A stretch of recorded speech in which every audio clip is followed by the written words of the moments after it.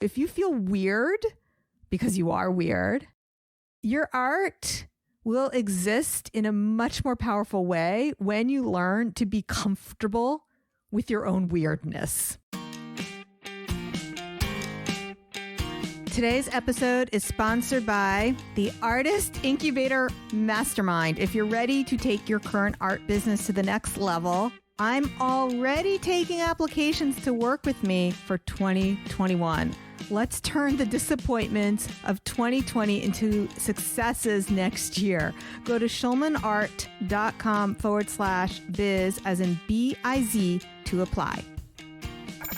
It's the Inspiration Place podcast with artist Miriam Schulman. Welcome to the Inspiration Place podcast, an art world insider podcast for artists by an artist, where each week we go behind the scenes to uncover the perspiration and inspiration behind the art. And now, your host, Miriam Schulman. Well, hello. This is your hostess, artist Miriam Schulman, and you're listening to episode 113 of the Inspiration Place podcast. I'm so honored that you're here. Today, we're talking all about how this time is shaping my art practice and the lessons for you on bringing playfulness into your art. So in today's episode, you'll discover why you need to embrace your inner weirdo, why the opposite of play is not work. The opposite of play is depression. So to lift yourself out of depression, you need to bring playfulness into your life. And finally, why as artists, it's so important to understand the relationship between stress and creativity. Now, I want to confess something to you before we get started. I've actually been working on this episode for a few weeks. There are thoughts here from a current podcast interview that I was on, ones that I've been listening to myself, Brene Brown lessons, and the episode was getting longer and longer and not very polished. And I was trying to polish it, and I said, you know what? I just got to get into the studio and record it and get that out into the world. Just like I say to my clients, done is better than perfect. So if today feels a little bit disjointed, I'm jumping around from topic to topic. That's why, but there's so much I wanted to share with you. I wanted to get it out into the world. So here's what's happening right now. I feel that this pandemic has stirred up so many feelings. I've talked about this before, but here's what's different. It feels very similar to 9/11. However, I remember when we first went down into lockdown in New York in the middle of March, I was under the naive point of view that it was going to be temporary, that we were going to be out of it in 3 months or 6 months. And now, 7 months later, I understand we're only halfway there. Reconciling with that has brought up a lot of feelings. And what I'm seeing from artists that I work with, artists that I coach, people that I'm talking to, this is an interesting time. Yeah, it's a heartbreaking time. It's a surreal time. Yes, it often sucks. We do have to acknowledge those feelings, not to have toxic positivity about it. Really important to process those feelings so you can move through them. However, what I am seeing, the light of what I'm seeing right now is how people are evolving, how their art is evolving, how I am evolving, how this is an awakening moment, how this is a redefining moment, how this moment is forcing us to face our own mortality. And I know I've talked about this on the podcast before, but I'm hoping to bring a new angle to this conversation today. Now, if you rewind 20 years ago, I had a really good job on Wall Street, meaning I made a lot of money. That's how I defined a really good job. You know, what I was doing was interesting, was intellectually interesting, and I was really good at my job. I wasn't so sure I wanted to give that up because I had a pretty poor childhood. I didn't have money. I didn't want to give up that financial freedom. But by 1998, my loans were paid off. Things were looking good. And it started to become painfully obvious that something had to change in my life. 1998, that was shortly after the birth of my daughter. But this isn't just a story about me as a mother wanting to be home with my kids. It's a much bigger story than that. So I was working at a hedge fund, and my hedge fund famously exploded. What does that mean when a hedge fund exploded? It means we lost a lot of money. How much money? Over $4 billion. Yeah, that's billions. If you're not familiar with hedge funds and all that, and I'm assuming most of you, my listeners, are not, this one event in 1998, the company I worked in actually caused the financial crisis of 1998. And during that time, they laid off a lot of people. My bosses considered me, quote unquote, worth keeping. There was a combination of that, as well as I also came to them and offered to go part-time, which essentially amounted to a pay cut because the truth was nobody was really doing much work then. Our company had blown up. And what was happening is the big banks, the Federal Reserve sent in the big banks to bail us out because we were considered too large to fail, and they needed to keep our company afloat because otherwise we would have taken the entire financial system down with us and caused a depression. I'm not overstating. This is actually what happened then. Being in that situation as an employee, what that meant was that they were paying my salary, even though they really didn't have much for me to do.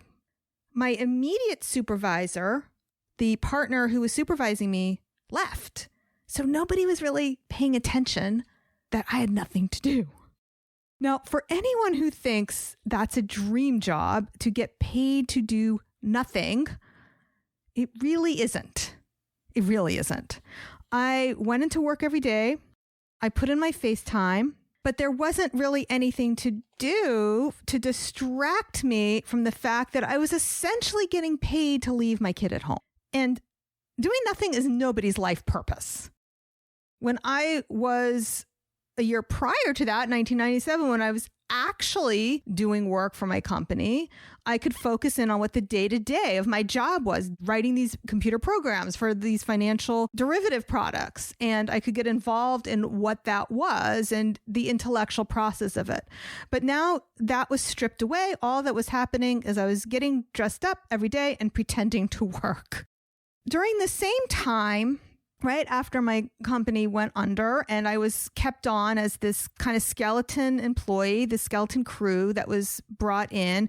And the reason they kept us on, if you're wondering, even though the company blew up, is they decided they were going to raise money again. They were going to start a new hedge fund.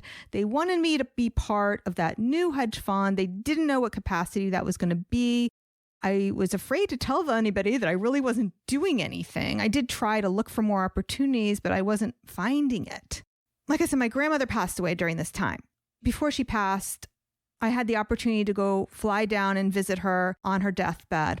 I asked her what we all want to ask people if they are cogent enough on their deathbed, what she thought the meaning of life was.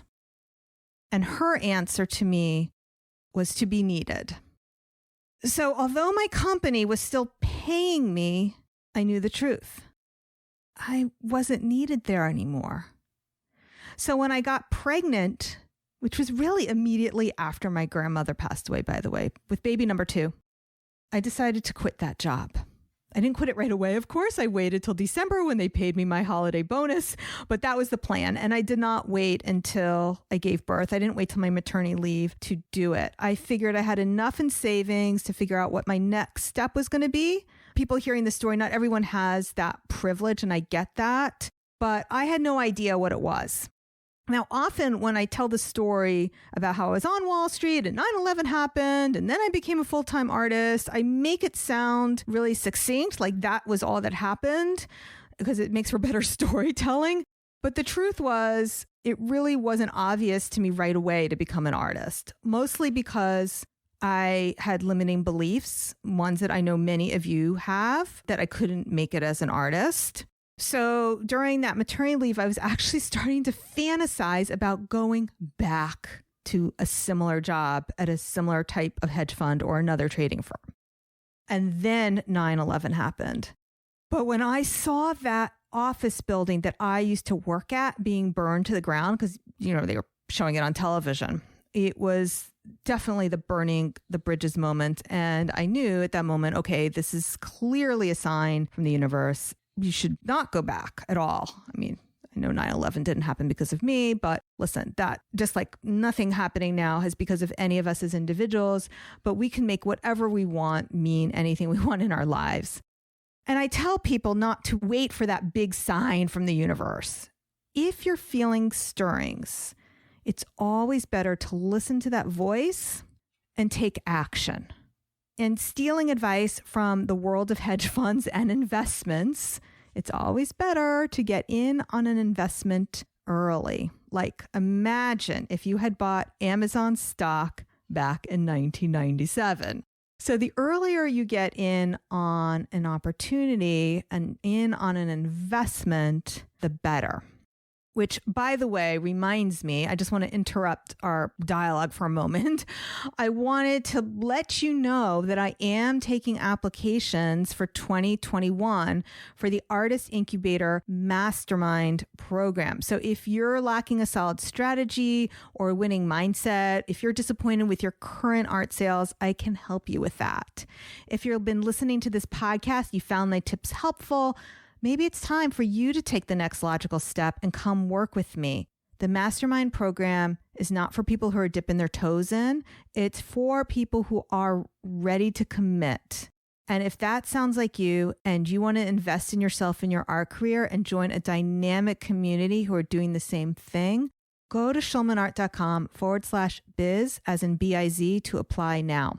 Those whose application qualifies will get a free strategy call with me, and we can discuss how you can make money as an artist in 2021. I would love to chat with you. Go to schulmanart.com/biz. Now back to the show. This is something that artists deal with all the time, is mortality. Their mortality. Now, the Dutch had a very strong tradition of using symbols of mortality in their paintings. If you look at Dutch still life, you will often see a skull or rotting fruit. This form of art is called vanitas. It's a symbolic work of art showing the transience of life. It will depict the futility of pleasure, the certainty of death, often contrasting symbols of wealth and symbols of death. Other common vanitas symbols include bubbles, smoke, watches, hourglasses, and even musical instruments. And why musical instruments? Because you only hear the sound while they're being played. So it's about something that's very temporary and passing. Now, these are all reminders that none of us are coming out of here. We all have precious time. What living through a pandemic is teaching us, we have actual death around us, as well as the knowledge that so much of what we took for granted last year in 2019 was also temporary. Our way of life was temporary, and many of us are mourning that. I know I am. I miss what I used to do before the pandemic. I miss having lunch in New York City with my friends. I miss traveling. I miss all of that. I miss just breathing on people and giving them hugs. Pandemics, the 9/11 terrorist attacks, when my company blew up, these are all big public reminders, and many of us have more personal reminders. My father passed away when I was only 5 years old, and growing up that way, knowing that we do not have a choice of how long we're going to live, that, my father's death being a part of my own reality, my whole life, definitely shaped me. I also believe that has made me more sensitive as a person. I don't like to say to people, oh, I wish my father hadn't died, or try to imagine what my life would have been like if my father hadn't died. Because I know there is so much about my own story, all the things I talk about, that has made me an artist. And to regret anything that's happened in my past, even working on Wall Street, by the way, to regret any of it is to reject something that now has shaped me as a person. Because all those things that have happened to me, all those things that have happened to you, all the good things and the bad things, both have shaped you as a person. So all those things have made me who I am, including the death of my father at a young age. all these things have made us who we are, including the pandemic. So to wish it hasn't happened is to wish we aren't who we are. Now, this time we're living through is also shaping us, but we do have some choices in the way it shapes us. It's a choice. Either you choose how you spend your time, how you spend your day, how you choose your thoughts, or let life choose for you. And you can make a change at any point in your life, in your thinking and in your actions. Don't fool yourself that it will be easier to make changes in the future. Oh, I can do that after my kids are out of my house, or after I retire, or after whatever you're choosing to insert into that after sentence, because after your kids leave the house, who's going to care for your aging parents or your partner? You see, in our youth, we feel all these restrictions. Perhaps we're doing what our parents want or what we feel society expects of us. And as we get older, we feel that those restrictions get swapped for responsibilities. I know, and I recognize, and I acknowledge that for women, this game is not rigged in our favor. Yet, we do get to choose what we do with every day that we're alive. And we do get to make that choice every single day. What am I going to do today? How am I going to live my day? What am I going to think about today? And it's really empowering to live your life that way, believing you're in the driver's seat, making these choices for yourself. And it's really disempowering to do the opposite and to let some of those choices be made for you, to fail ahead of time by not trying. The only way you fail is when you give up on your dreams. Now, I do recognize that there is much that isn't possible right now, but that's not a helpful thought. A more powerful thought is, what has this time now made possible for me? For example, we don't have as many in-person opportunities to sell our art as we did last year, but the online market has expanded exponentially. Why? Because the whole world has kind of gone indoors and shut down.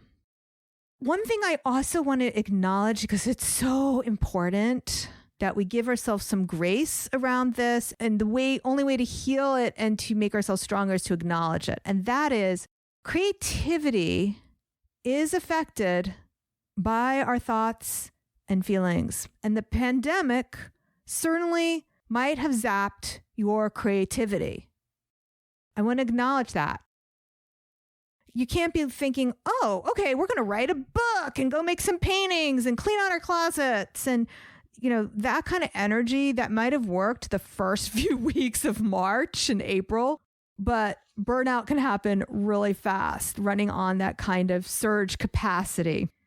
It can be a challenge, I think, for many of us who are used to filling our creative wells in different ways, and those ways aren't available now.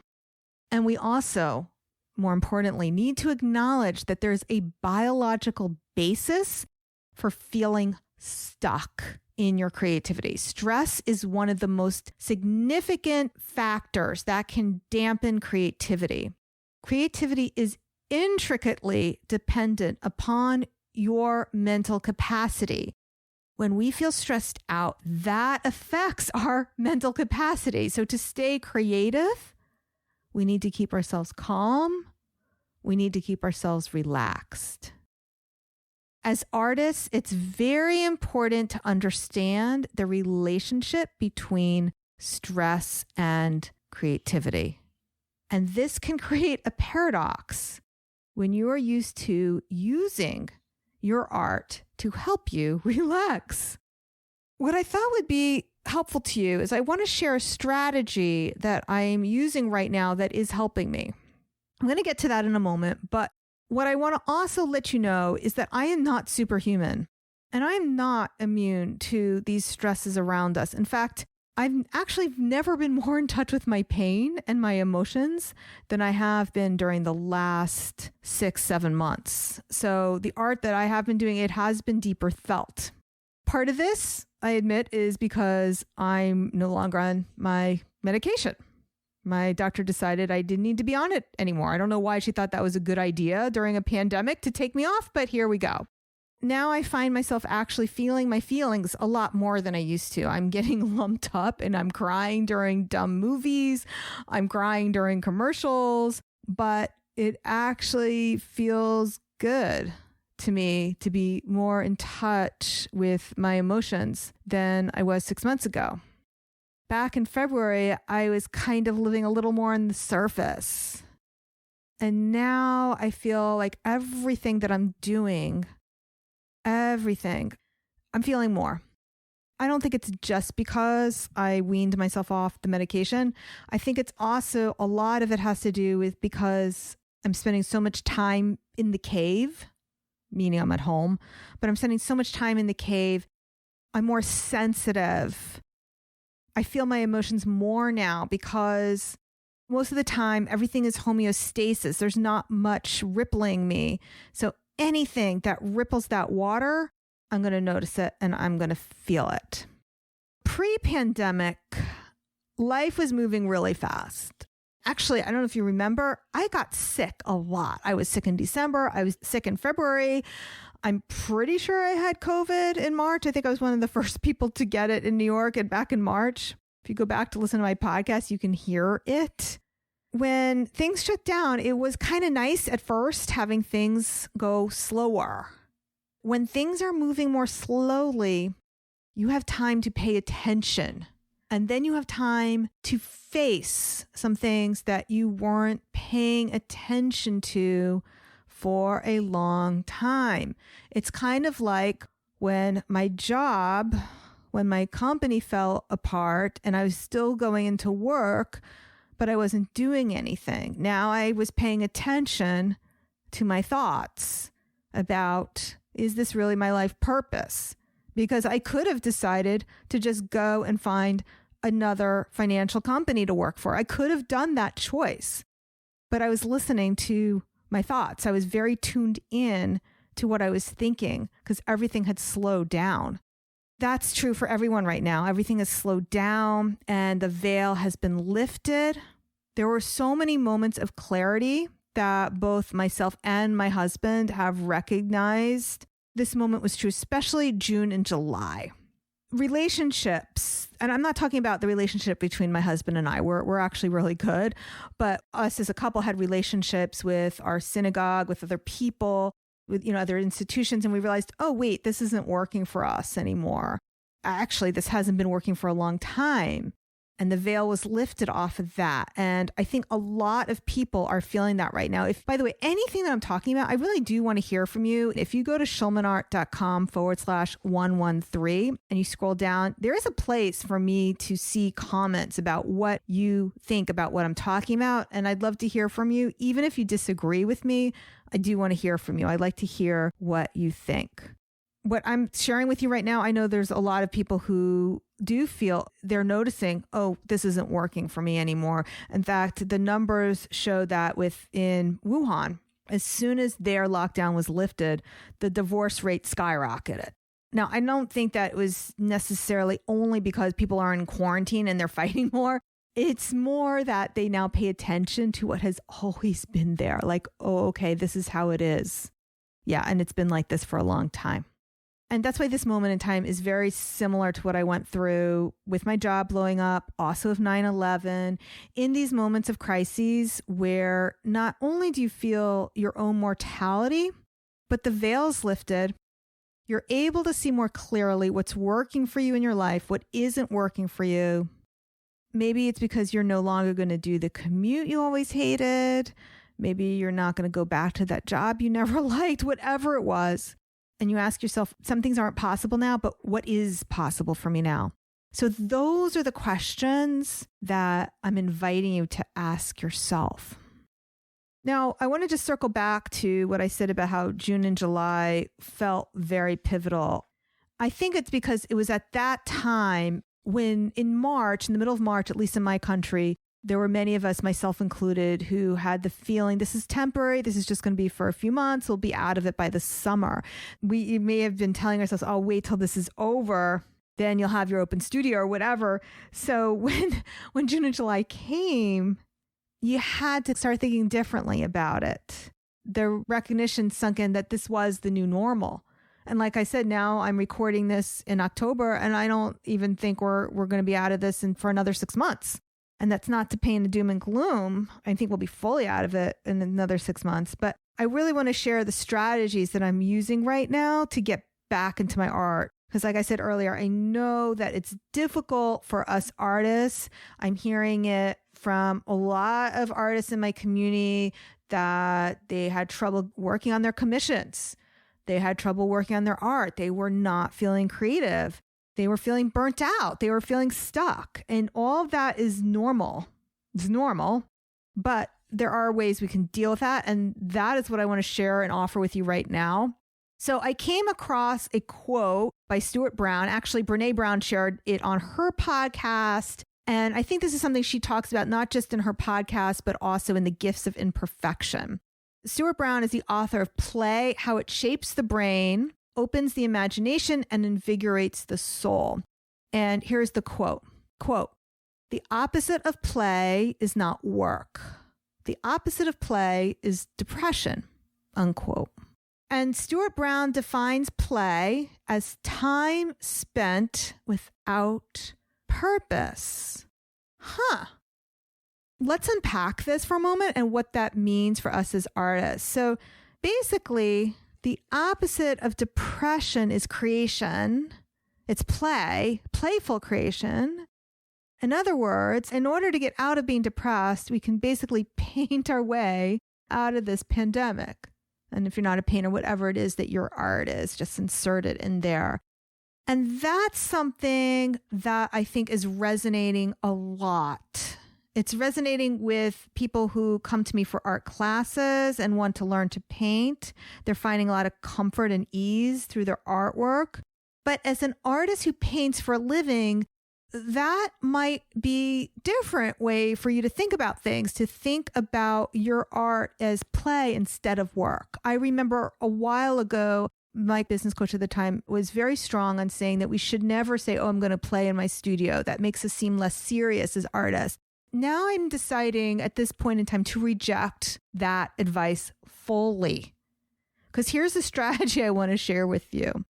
Now when I go to work on a commission, now I'm talking 2020, I am not saying to myself, I'm going to go work on my commission. It feels so heavy to me to say that. So what I'm saying to myself, and I'm not even saying this to myself, I'm actually saying it out loud to my family. It makes it feel more real when you say something out loud. So I'm saying to them, hey, I'm going up to my studio right now to splash some paint around. Now, I'm not really splashing my paint around, but I love using this phrase because it has brought lightness to my art, a playfulness. And by playfulness, it's an attitude that I'm now bringing to my art. It's keeping me at the studio table. It's inviting me into that play. It's such a better invitation. And it's allowed me to think about my art in a more experimental way, in a way I have not given myself permission to do for a long time. So if you follow my art on Instagram or anywhere else, you see my art. By the way, if you're not following me, I'm Schulman Art. That's Schulman with a C, in case you didn't know, SCHULMANART. I do more or less realistic watercolor, but what I found myself doing, which was so playful and fun, I have this portrait I'm working on right now. It's a commission of two girls, and I'm using violet, I'm using lavender, not just in the background, but as the underpainting and the brown eyes. Now, when I finish the painting, I don't think the parents are going to say, why'd you paint the eyes purple? I mean, it's there, but it's not there kind of idea. But I love what I'm doing with it. I also made a decision not to film it for social media. It's a powerful shift for me. One of the things that was keeping me away from my table was the idea that everything I was creating was for consumption of other people. So this is a commission I'm being paid to do, but it was so freeing to decide, oh no, I can paint this however I want, and no one has to watch me do it. And I don't have to sell a video of this afterwards, and I don't even have to post a speed video afterwards. I can just pretend this is just for me. So the best part right now is that I'm learning to embrace There's just no other way of putting it. I'm learning to embrace my inner weirdo. And I want you to know that if this resonates with you, if you feel weird, because you are weird, your art will exist in a much more powerful way when you learn to be comfortable with your own weirdness. One thing I hear over and over again from artists who come to me who are looking to join the incubator program is that I just want to paint what I want to paint. And they're unhappy because they're not creating the art in the way they want. Now, you can call it weird. You can call it something else. I'm choosing to call it weird today just because I'm enjoying that word. So they want to be weird. And here's what I want you to know, my friend. You do not have to give up your weirdness to create art. In fact, the exact opposite is true. You have to give in to your weirdness to create art and embrace your weirdness and go to that place that is different than everyone else and create art that is different and not care what other people think and not get mad or upset or be resentful. Just embrace that weirdness on every level, because the best art in the world is produced by us weirdos. And the best art in the world is much more than just a pretty picture. Having struggled with depression myself, I already confessed to you I was on medication for many years. It was 10 years. Yeah, 10 years. Not that I wasn't depressed before those 10 years. When I think of my own depression, it's kind of like staring into a void, which feels very much the opposite of creation. Creation is building something new. The void is like nothing, like real nothingness, just black. Now, I was talking about this recently on a podcast, and I was asked if I thought more people are turning to art because they were told that art would heal them. And I don't think that is actually what's happening. I don't think anyone's being told that and following those instructions. I think it's kind of more like how nobody tells you that you're hungry. You just start craving things. When you're hungry, your body tells you. And I think for a lot of people, they are craving creativity and play. So what I'm seeing is not only have my enrollment numbers for my art classes been up, but what I found really exciting was that during the classes that I had in May 2020, I offered my watercolor portrait academy. I noticed the participation was much richer than it had been in the past. Because in the past, what I would notice is a lot of people would sign up for a class and they knew they had lifetime access. So some people would be enthusiastic and do it all right away, but other people would be like, okay, I can get to this later. But that's not what I was seeing this summer with my classes. What I saw were that my students were more energized, more involved than ever before, really using this time to become better artists. And that was true whether they had been painting for a long time or they hadn't picked up a paintbrush since college. And I absolutely loved seeing that. Here I'm kind of jumping a little bit. This is what I was telling you about at the beginning. I wrote down so many thoughts and I just had to make sure I got them out to you and discussed them with you while they were still relevant. Before the pandemic, we were so distracted. Life moves so quickly, just the noise of life. And then being forced to slow down, to stay put, and our movements are restricted. Maybe it lets some of that base intuition come back. Maybe you're starting to listen to your own voice again. Because before, your creative whispers, maybe they were buried under a couple levels of this noise. Because that's exactly what happened to me when my hedge fund blew up in 1998. I still had to go to work. I still had to put in 7 hours sitting at my desk, trying to look busy. And I wasn't. I was just thinking about my life. It's like that for now for a lot of us. It's like we were on this train and now the train has stopped. We're forced to get off the train. Train stops, says, okay, get out at this village, walk around for a while. That's how life feels like. We can't get back on that train. We're here. Now, whether that village is the metaphorical village of your mind, of your thoughts, I don't know what it is for you. We're here. And like I've said earlier, I feel more in touch with my emotions, with my whole sensory process, and I'm more tuned in than I have ever been before. But here's what's been really interesting to me. I know everyone responds differently and has different cravings. For me, I do have my own art practice. Am I making more art? No, I'm not making more art, but my art is changing. And I'm not just doing more art though. I feel that I'm expressing myself differently than I was 6 months, a year ago. So like I said, I'm more playful with my art. I'm doing more writing than I was before. And it's not that I've given up on painting. I just haven't increased my painting. I'm increasing my creative expression within everything that I did before. So let me be clear. It's not that I have more time than I had before. If anything, much of that alone time I need to be creative has been cut short. I have a lot of demand. I work from home. My family members are home.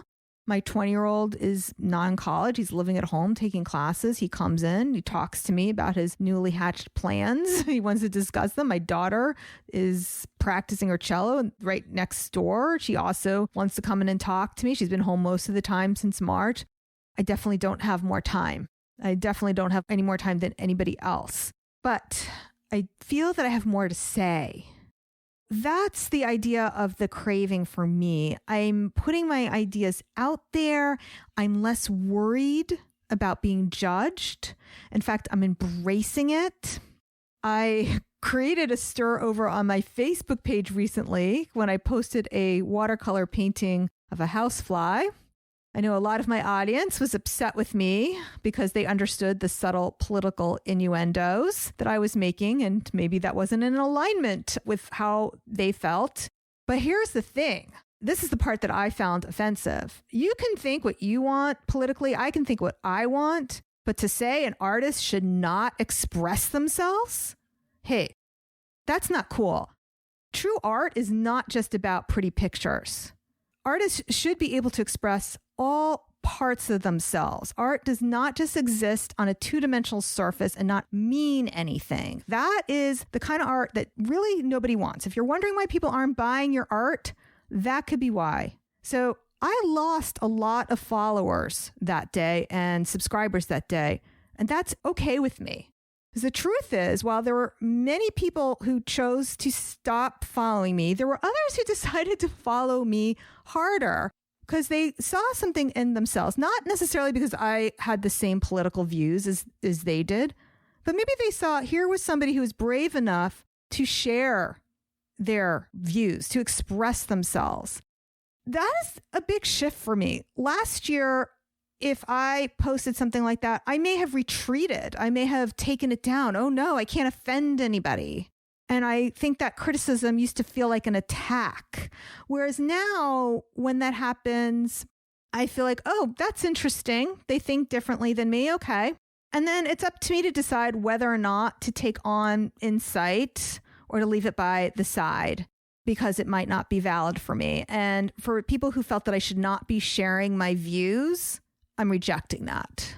I fully reject the idea that artists shouldn't express themselves or hide parts of themselves because they are afraid that others may not agree with them. That does not feel honest and authentic to me, and that doesn't feel like a true artist to me. Oh, this part you can see because it's pretty, and this part you shouldn't see because it's less pretty. I'm not on that anymore. That's not the train I want to get back on. When people criticize you, you have to decide for yourself, is it true? Does it matter? And do you even care? And it's very freeing to be on the other side of that and just say, hey, that doesn't matter to me. So are people being told they need to paint more? No. But I know that people are craving self-expression. Nobody's telling me to paint more. No one's telling me to express myself more. I'm not telling even myself to do it. I'm just craving it. And I would say it's more than a craving. I say being an artist is not just a craving, but it's a calling. You really don't feel sometimes as an artist that you have a choice. You just have to do it. Where the choice comes in is, are you going to do it for a living? Am I going to do this full time? Am I going to lean into this? Or am I just interested in making pretty pictures? I know many artists feel that they're going to create their art no matter what. With my art students, I'm very practical. I teach you the skills you need. It's about a set of tools and techniques. Here's what you can do to create paintings. You can use this to create paintings in your own style. These are the techniques and tools. Here's the step-by-step. Here's how you can learn them. When it comes to the artists who come to me looking to build their art careers, it's similar. It's a strategy. Hey, here's the step-by-step. Here's how you create an email campaign. Here's what you put into it. But so much about both groups of people is about managing all that mind drama. That's where the work comes in. That whole thing that I was talking about, worrying about being criticized, worrying about being rejected, worrying about expressing yourself and people disagreeing with you, that's the biggest work that you can do. That's what's going to help you evolve into the next version of yourself. That's where you can get uncomfortable and do something that feels really scary. Anytime we do anything, whether it's artwork, whether it's sending out an email, where it's posting a picture on social media, and it feels uncomfortable because there's risk involved, our brains are going to feel uncomfortable, and our brains can't tell the difference between getting eaten by a tiger or maybe someone's not going to like my artwork, not going to like me, not going to agree with something that I'm expressing. Anytime we do something that feels risky, our brains will have fear, which will make us come up with doubts, which will give us reasons meaning thoughts, which may not be true thoughts. Your inner critic will kick in, the imposter syndrome will kick in, and those doubts are the brain's mechanism for keeping us safe, from keeping us eaten by tigers and sharks or trolls on social media. Those doubts kick in, and that's when you get confused. And that's when you don't send out as many emails. That's when you don't create as much art, because those doubt and fears are going to lead to confusion and overwhelm, and that's going to keep you stuck. That's what leads to people getting stuck. Whether that's creatively or in your business, it all starts with managing that fear. That fear. The fear that leads to doubt, the doubt that leads to confusion and overwhelm, the confusion and overwhelm that leads to procrastination, poor time management, because whenever you're confused or overwhelmed, if you don't know what to do next, you're not going to do anything. And it's huge, that overwhelm. It's the number one emotion people share with me when they come to me looking for coaching, that they either lack confidence or they feel overwhelmed. And sometimes it's both. But that is something that is fixable. And that is something, that's the drug that I can deal with you, the confidence drug. And that's why so much of my podcast is about your mindset. Of course, I share specific strategies about selling art. And of course, people who like to paint for fun, that may not resonate with you either. But when I talk about inner critic, imposter syndrome, I know it actually reaches both my audience who wants to paint for fun and people who want to sell their art, because it all comes from the same place. That same fear of failing, the same fear of not being able to handle success, the same fear of both the inner critic and the outer critic. And many people have a cocktail of all these things. I know a lot of my strength and my confidence has come from the resilience I have created because my father did pass away when I was 5. So this isn't my first rodeo. It's that resilience factor. What's the worst thing that could happen to me now? I've already walked in the coals.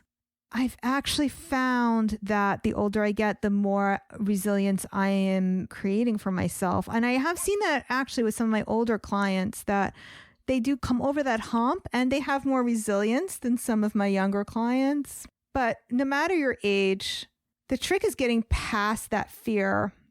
It's not about getting rid of the fear. The fear will be there.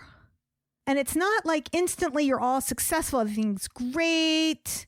But if you start having small wins, celebrating your wins, you will build the momentum. And that momentum is what builds your confidence. And that momentum and the confidence is what builds your results.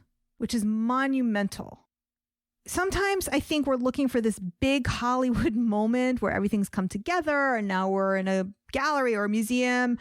But usually it's not that single thing. Usually it's the journey. It's about being bold. It's about learning to ask for what you want. And that's how you're going to get opportunities. Okay, so I've shared a lot with you today. I've included links in the show notes, schulmanart.com/113. And don't forget, if you like this episode, you have to check out the Artist Incubator Mastermind program, my private coaching program for artists who want to be brave, who want to do bigger things with their art and take it to the next level. It is by application only. I limit the number of spots of people who can work with me in the mastermind. You can apply by going to schulmanart.com/biz. That's biz as in the letter B, letter I, letter Z. If your application qualifies you, you get a free strategy session with me and you'll get my eyes on your art business. We'll discuss the steps you need to take to reach your goals and thrive. And that's whether you join the program or not. You get that with me absolutely free. So we said a lot here today. Next week, we have on the one and only Eric Maisel. He is a returning guest. He's going to be talking about the power of daily practice. Trust me, you're not going to want to miss it. Make sure you hit the subscribe or follow button in your podcast app. And if you're feeling extra generous, please leave me a review. We've now made it so much easier for you to leave a review. Just hop on over to ratethispodcast.com/inspire. By the way, if you pop your Instagram handle at the end of that review, I'll give you a shout out over on my IG stories. All right, guys, thanks so much for being with me here today. I'll see you the same time, same place next week. Make it a great one. Thank you for listening to the Inspiration Place podcast. Connect with us on Facebook at facebook.com/schulmanart, on Instagram @schulmanart, and of course on schulmanart.com.